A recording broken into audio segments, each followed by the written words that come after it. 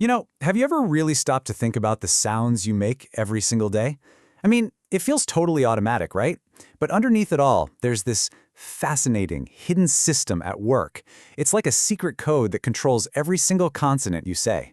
And guess what? We're going to crack that code together, and I promise you'll never hear speech the same way again. Okay, to see what I mean, let's try a little experiment. Just say the words sip and then zip. Go on, say them out loud. Now, pay close attention to what your mouth is doing. Your tongue is in the exact same place, your lips are making the same shape. It all feels pretty much identical, doesn't it? So, how can they sound so completely different? What is that one tiny little thing that separates them? Well, the answer to that little puzzle is a hidden three-part code. Seriously, you can think of it like a recipe. Every single consonant sound we make is built from just three simple ingredients. And the craziest part? You've been using this code perfectly your entire life, probably without even realizing it. So, what is this system? Well, linguists call it the VPM system. That stands for voicing, place, and manner. That's it. Those three things are the only building blocks you need to create every single consonant sound. It's kind of like the primary colors of speech. All right, so let's break it down. We're going to start with our first ingredient. V is for voicing. I want you to think of this as the engine of your speech. It's basically a simple on or off switch that totally changes the sound you're making. So that on-off switch, it's your vocal cords. It's really simple.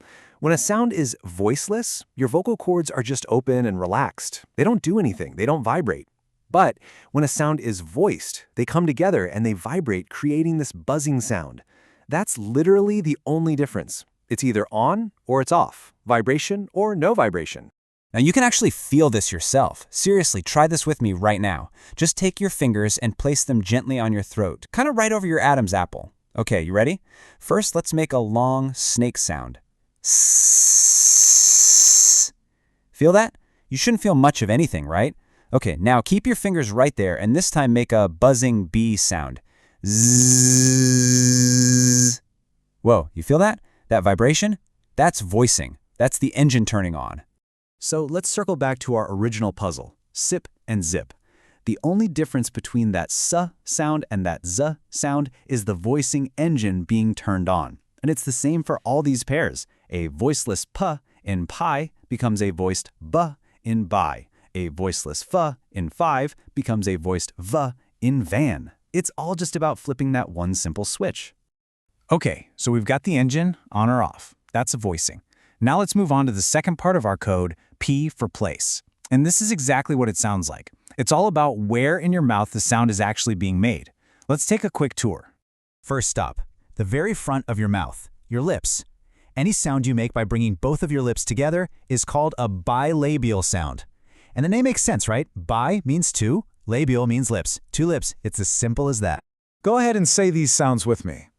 Pa, ba, ma. See how for every single one your lips press together? Pie, bi, my. That's it. That's the bilabial place. All right, next stop on our tour. Let's move just a little bit back from the lips.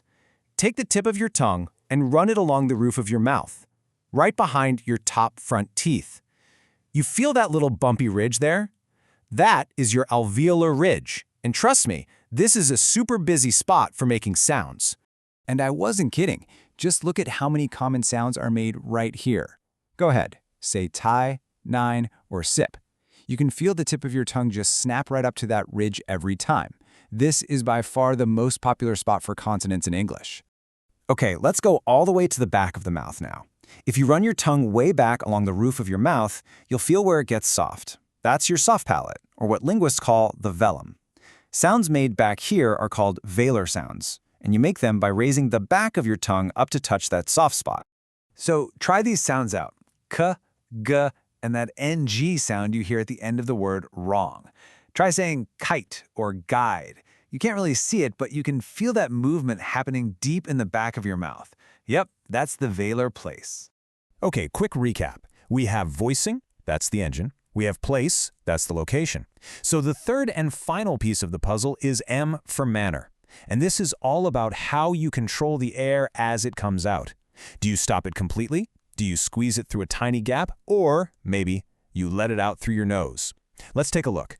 First up, we have something called a plosive. You might also hear it called a stop, and it's exactly what it sounds like. For these sounds, you stop the airflow completely for just a split second, let the pressure build up, and then you release it in a little burst. Yeah, think of it just like this. You're building up all this pressure behind a little dam, and then, pop, it all comes bursting out. That's exactly what's happening with sounds like p, t, and k. You block the air with your lips for p or your tongue for t and k, and then you let it explode out. That little explosion is the plosive sound. Okay, so that's a hard stop, but what if you don't block the air completely? Well, then you get a fricative. For these, you squeeze the air through a really tiny, narrow opening. And that squeezing action creates friction, which gives you that continuous hissing sound you hear in sounds like f, s, or sh. You're literally creating friction with air. And finally, we have the nasals. Now these are really cool. For sounds like m, n, and ing, you actually block the air from coming out of your mouth, but you open up a little passage to let the air escape through your nose instead. Don't believe me? Try this. Try to make an M sound, but pinch your nose shut. See? The sound stops instantly. That proves it's a nasal sound. And there you have it. Those are our 3 ingredients: voicing, place, and manner, the VPM code. So now that we have the whole recipe, let's put it all together and see how this code can describe pretty much any consonant. This is where it all clicks into place. Look at this table. Let's take the sound b. What's its code? Well, the engine is on, so it's voiced. It's made with the lips, so it's bilabial. And the air is stopped, so it's a plosive. Voiced, bilabial, plosive. That's its unique ID. Now, what about s? The engine is off, voiceless. It's made on that ridge behind the teeth, alveolar, and the air hisses through, fricative. See? Every single consonant has its own precise VPM code, almost like a sonic fingerprint. And this is the thing that just blows my mind. This isn't some new language you have to go out and learn. It's just the instruction manual for a system you're already an expert at using.